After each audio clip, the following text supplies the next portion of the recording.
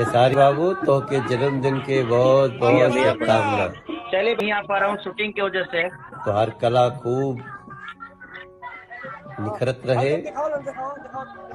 हमेशा स्वस्थ रहो, मस्त रहो और व्यस्त रहो। हम दुबई में बानी, दुबई से तो क्या आशीर्वाद दे रहे बानी।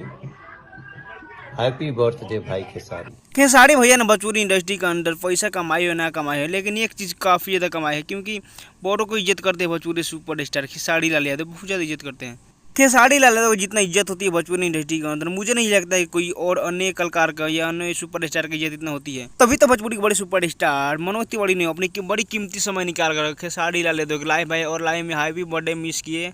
जी हाँ दोस्तों, ये बहुत बड़ी बात हुई, क्योंकि वो पता है भोजपुरी के सुपर स्टार मनोज तिवारी जी अपने भोजपुरी इंडस्ट्री छोड़ दिए हैं। मनोज तिवारी जी पहले का बहुत सारा अवार्ड जीते हैं और बहुत अच्छा कलाकार थे, लेकिन मनोज तिवारी इतना बड़ा होने के बाद आज भी भोजपुरी के सुपर स्टार खेसारी लाल यादव को नहीं भूले और बहुत ज़्यादा मिस किए बड़े। वैसे आप लोग खेसारी लाल यादव को बड़े मिस किए कि नहीं, कॉमेंट में जरूर बताइएगा।